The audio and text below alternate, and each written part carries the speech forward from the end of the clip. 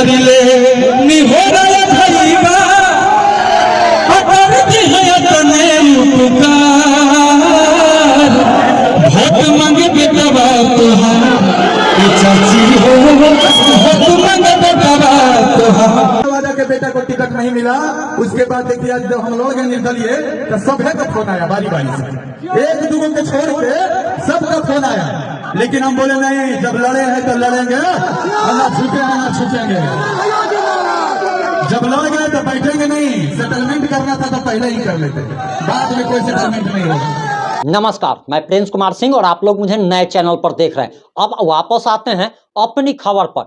जहानाबाद से निर्दलीय प्रत्याशी के तौर पर आशुतोष कुमार ने नामांकन दाखिल किया और इस दौरान लाखों की संख्या में उनके समर्थकों के नारों से पूरा का पूरा आसमान गूंज रहा था। भोजपुरी के स्टार गायक और नवादा से निर्दलीय प्रत्याशी के रूप में चुनाव लड़ रहे गुंजन सिंह भी आशुतोष कुमार के नामांकन में पहुंचे और इस दौरान आशुतोष कुमार के लाखों समर्थक आशुतोष कुमार जिंदाबाद के नारे लगा रहे थे। और इसके बाद जिस प्रकार का जन समर्थन आशुतोष कुमार को मिल रहा है, इस जन समर्थन को देखकर तो यही लग रहा कि जहानाबाद में अगर किसी में अगर टक्कर है तो आरजेडी प्रत्याशी सुरेंद्र यादव और निर्दलीय प्रत्याशी आशुतोष कुमार के बीच में टक्कर है। वहीं एनडीए प्रत्याशी चंदेश्वर चंद्रवंशी तीसरे नंबर पर आ रहे हैं। जिस प्रकार से आशुतोष कुमार को जन समर्थन मिल रहा है और ये जन सैलाब अगर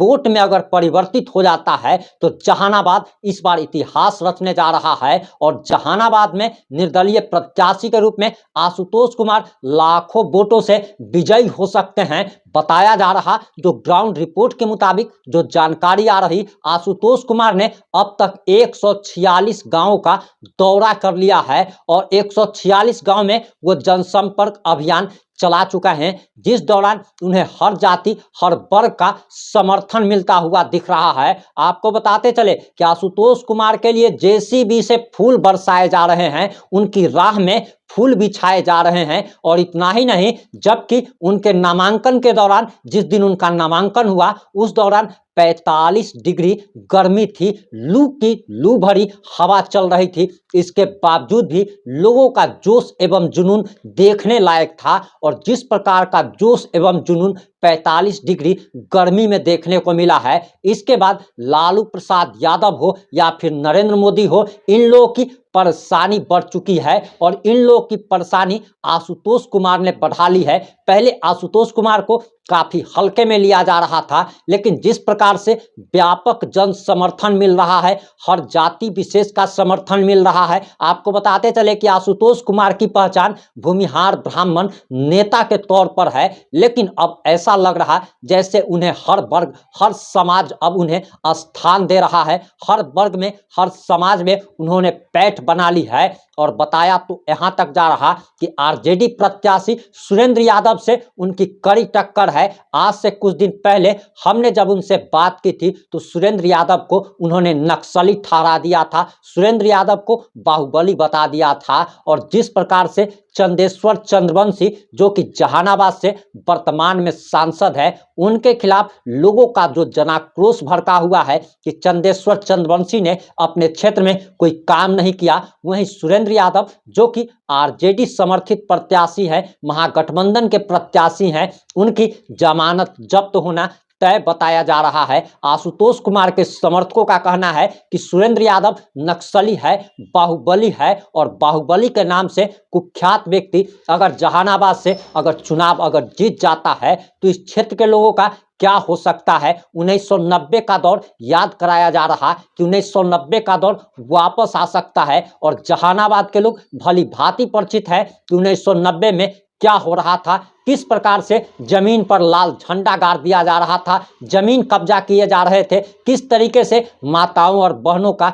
घर से निकलना तक मुश्किल हो गया था और क्या क्या हुआ था वो आप सभी जानते हैं, भली भांति जानते हैं। और आशुतोष कुमार ने दावा किया है कि वह लाखों वोटों से चुनाव जीतने जा रहे हैं। आशुतोष कुमार के नामांकन में जिस प्रकार से लोगों का हुजूम उमड़ा, लाखों लोगों का हुजूम उमड़ा और भोजपुरी के स्टार गायक गुंजन सिंह ने जिस प्रकार का भाषण दिया, उन्होंने मनीष कश्यप पर भी बड़ा कटाक्ष कर दिया है। उन्होंने साफ साफ शब्दों में कह दिया कि मनीष कश्यप की तरह वो अपने पांव उन्होंने पीछे नहीं खींचा। भले उन्हें एमएलसी पद का लालच दिया गया, भले ही उन्हें एमएलए पद का टिकट देने का लालच दिया गया, पैसे का लालच दिया गया, पद का लालच दिया गया, लेकिन वह लालच से पीछे नहीं हटे और उन्होंने साफ साफ शब्दों में कह दिया कि एक बार अगर पैर आगे बढ़ा लेते हैं तो पीछे खींचने का सवाल ही नहीं होता है। और उन्होंने आशुतोष कुमार से भी निवेदन किया और कहा कि अगर एक बार आपने अगर नॉमिनेशन दाखिल कर लिया है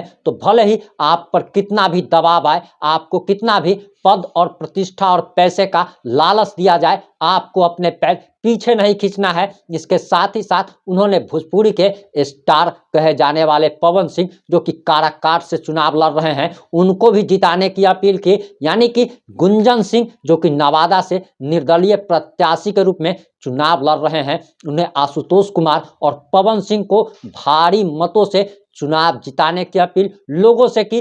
बाहरी का मुद्दा भी उठाया गया और कहा गया कि जिस प्रकार से गुंजन सिंह बाहरी बनाम घर का बेटा के लिए नवादा में लड़ाई लड़ रहे थे, ठीक उसी प्रकार से आशुतोष कुमार भी जहानाबाद के हैं और किसी बाहरी को मत जिताइए, एक बार अपने बेटे को मौका जरूर दीजिए। और जब गुंजन सिंह ये बातें बोल रहे थे उस समय तालियों की गड़गड़ाहट से पूरा का पूरा आसमान गूंज रहा था। और सबसे बड़ी बात तो यह है कि जिस प्रकार का नामांकन में लाखों लोगों की भीड़ जुटी, अगर यह भीड़ वोट में अगर परिवर्तित हो जाती है तो आशुतोष कुमार का जहानाबाद का किला फतह करना काफी आसान काम हो जाएगा। वैसे आशुतोष कुमार अब तक 146 गांव का दौरा कर चुके हैं और बताया जा रहा है कि आशुतोष कुमार हर घर हर व्यक्ति से मिलने का उद्देश्य बनाए हैं, ताकि नॉमिनेशन के बाद और चुनाव से बीच में, इन दोनों के बीच में जो समय उन्हें मिला है, इस दौरान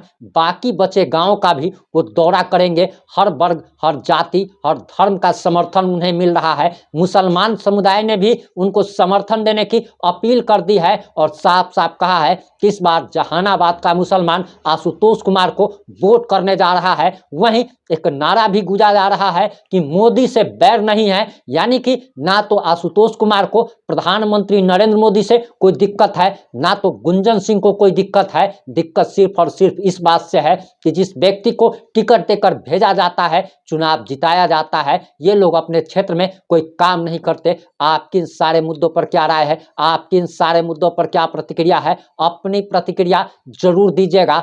कहीं ना कहीं मनीष कश्यप पर भी गुंजन सिंह ने कटाक्ष कर दिया है। हालांकि उन्होंने मनीष कश्यप का नाम तो नहीं लिया, लेकिन इशारों में उन्होंने बहुत बड़ी बात बोल दी। उन्होंने इनडायरेक्ट रूप से यहाँ तक कह दिया कि बहुत सारे लोग जो कि ना बिकने का दावा करते थे, वो पद, पैसा, प्रतिष्ठा और लालच के चक्कर में अपने स्वाभिमान का समझौता कर लिए, लेकिन गुंजन सिंह शेर निकला। गुंजन सिंह ने अपने स्वाभिमान से समझौता नहीं किया और आशुतोष कुमार भी अपने स्वाभिमान से समझौता नहीं करेंगे। आपको क्या लगता है, क्या गुंजन सिंह चुनाव जीतने जा रहे हैं? आपको क्या लगता है कि आशुतोष कुमार जहानाबाद से चुनाव जीतने जा रहे हैं? आप अपनी प्रतिक्रिया देना मत भूलिएगा, क्योंकि लोकतंत्र में जनता जनार्दन ही मालिक होती है। जुड़े रहे हमारे साथ। जय हिंद, जय भारत।